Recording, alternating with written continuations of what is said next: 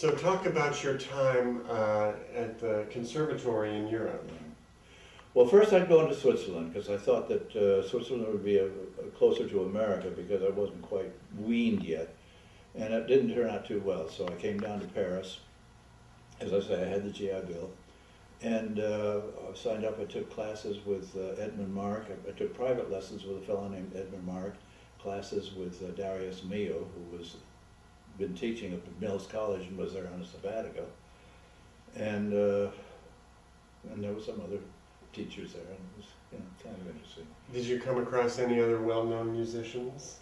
Well, a lot of the guys from Mio, the Brubeck Octet from San Francisco, they all studied with Mio, and they'd come over to Europe while he was there.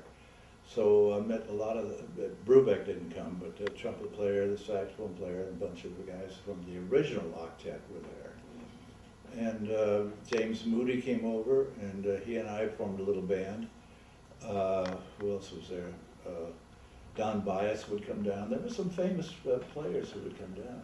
Was Django Reinhardt? I went to work for Django. That was Sunday afternoon at a club called the Bourse de l'Etoile. And there was a piano player named Eddie Bernard, who was really kind of a strange little fellow, was fascinated by John Ford's movies because there was always rain in the movies. And so he put me on to Django. It was actually Boris Vian, who was a well-known jazz critic at that in Paris. And so I would do the Sunday afternoons with Django, which was in itself an education. And there was an American drummer there. Everybody else was French. And I met the saxophone player whose name was Fofo Forenbach. And it was Fofo because he played like Coleman Hawkins. Fofo, Fofo, Fofo. And he ran the band at the Club Saint-Germain-des-Prés, which is one of the basement clubs in the Latin Quarter. So I ended up working there. Did you move from piano to bass? Well, I'd always been a bass player. I was a piano player when it was expedient, when nobody else was around to play the piano. But I was not a very good piano player, so it really wasn't my instrument. So playing in France, was it Paris? Mm-hmm. And what was a typical tune or what music? Well, you got to remember that this was 1948 when I got there, and they were still kind of coming out from the war. Because I'd been in the Army for a couple of years. And so all of the tunes were really pre-war tunes. And the style of the music was still pre-war, kind of that, that heavy beat. And when Jimmy Moody and then Charlie Parker and Dizzy Gillespie came over, everybody said, "Oh my God, what is that?" But I'd gone with a fellow named Jay Cameron, and we were kind of beboppers, So we tried to get it going over there, and we did one concert. We met a couple other Americans. We put on a concert at the Salle Playa where we played bebop, and the audience had no idea what we were doing. And I have a recording of it. We finished a tune, and this boo came up from the audience. They had no idea what we were doing.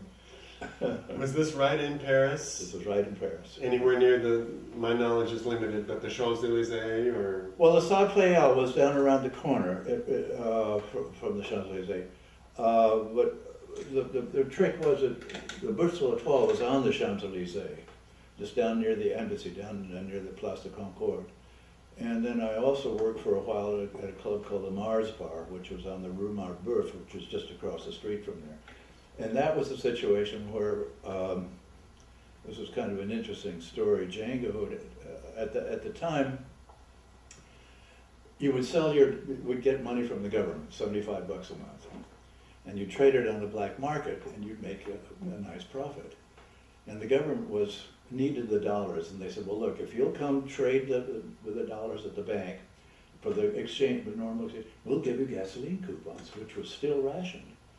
So Django asked me, do you get your gasoline coupons? And I didn't know anything about it. He says, go to the bank, you'll get your gasoline coupons. And I said, well, who will I sell them to? And he says, you'll sell them to Stefan Grappelli, the violinist.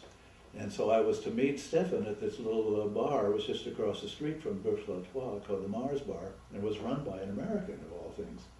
So I gave Stefan my gas coupons, and the owner said, "Well, what do you do?" And I said, "Well, I'm a student at the conservatory." And he says, "I need a piano player for the cocktail bar." So I needed the money, so I took the job, and it was really embarrassing, but I got through it every night. And I started writing songs to sing, just so I could get through the evening. That was probably not so much bebop. No, that was cocktail piano. Uh-huh.